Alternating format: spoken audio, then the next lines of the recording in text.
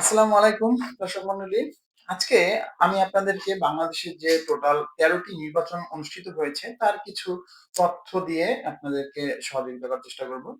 যেখানে সর্বমোট ১৩টি নির্বাচন এখন পর্যন্ত ১২টি নির্বাচন অনুষ্ঠিত হয়েছে যার ভিতরে ৬ বার আওয়ামী লীগ সরকার গঠন করেছে, ৪ বার বিএনপি সরকার গঠন করেছে এবং বাকি ২ বার আ জাতীয় পার্টি সরকার গঠন করেছে। বাংলাদেশের প্রথম নির্বাচন অনুষ্ঠিত হয় ১৯৭৩ সালের ৭ই মার্চ, যেখানে আওয়ামী লীগ ২৯৩টি আসন পেয়ে প্রথমবারের মতো সরকার গঠন করে। এখানে জাসদ এবং জাতীয় লীগ এই দুইটি দল একটি একটি করে ২টি আসন পায় এবং স্বতন্ত্র থেকে ৫টি আসন পায়। এই সরকারের মেয়াদসীমা ছিল ২ বছর ৬ মাস। এরপরে ১৯৭৯ সালের ১৮ই ফেব্রুয়ারি দ্বিতীয় সংসদ নির্বাচন হয়, জাতীয় নির্বাচন হয়, যেখানে ২৬০টি আসন পেয়ে বিএনপি দ্বিতীয়বারের মতো সরকার গঠন করে। এখানে আওয়ামী লীগ ৩৯টি আসন পায়। এর মেয়াদ ছিল ৩ বছর এই সরকারের। এরপরে ১৯৮৬ সালে তৃতীয়বারের মতো জাতীয় নির্বাচন অনুষ্ঠিত হয়, যেখানে জাতীয় পার্টি ১৫৩টি আসন পেয়ে সরকার গঠন করে। কিন্তু এই নির্বাচনটি বয়কট করেছিল বিএনপি। আওয়ামী লীগ পেয়েছিল ৭৬টি আসন। কিন্তু এই সরকারের মেয়াদসীমা ছিল মাত্র ২ বছর ৫ মাস, মানে ১৭ মাস। তো এরপরে ১৯৮৮ সালের ৩রা মার্চ চতুর্থ জাতীয় নির্বাচন অনুষ্ঠিত হয়, যেখানে মোটামুটি সকল দলই নির্বাচনকে বয়কট করেছিল। আওয়ামী লীগ, বিএনপির মতো বড় বড় দল এই নির্বাচন বয়কট করেছিল।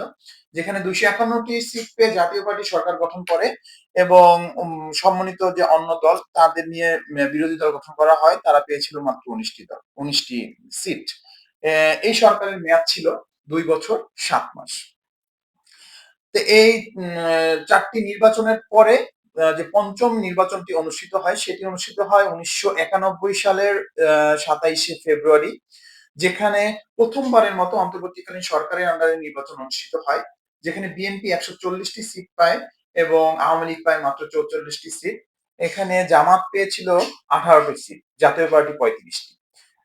বিএনপি অন্য দলের সাথে সমন্বিত হয়ে তখন সরকার গঠন করেছিল, কারণ ১৫১টির নিচে ভোট পেলে সরাসরি কোনো দল সরকার গঠন করতে পারে না। এই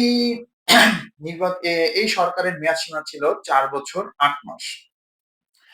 এরপরে ১৯৯৬ সালের ১৫ই ফেব্রুয়ারি ষষ্ঠ জাতীয় নির্বাচন অনুষ্ঠিত হয়, যেখানে আওয়ামী লীগ পুরোটাই এই নির্বাচন বয়কট করেছিল এবং বিএনপি ২৭৮টি সিট পেয়ে সরকার গঠন করেছিল।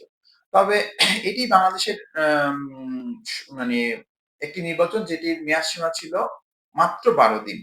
১২ দিনের মাথায় সরকার সংসদ ভেঙে দিতে হয় এবং ১৯৯৬ সালের জুন মাসের ১২ তারিখ সপ্তম জাতীয় নির্বাচন অনুষ্ঠিত হয় এবং সেখানে আওয়ামী লীগ ১৪৬টি সিট পায় এবং বিএনপি পায় ১১৬টি সিট।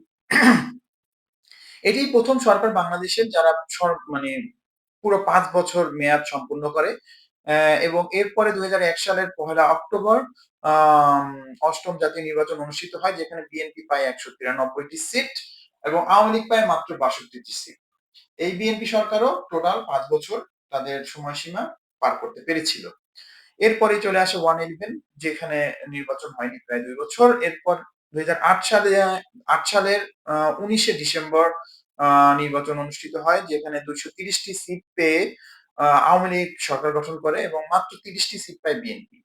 এই নির্বাচনে সর্বোচ্চ ভোট কাস্ট হয়। এখানে ৮৭.১৩% ভোট কাস্ট হয়েছিল। তো এই নির্বাচনের পরে আওয়ামী লীগ আরো বেশ কয়েকবার সরকার গঠন করে নির্বাচন করে, কিন্তু ওই নির্বাচনগুলো দেশ এবং দেশের বাইরে কিছুটা সমালোচিত হয়। বাট এরপরে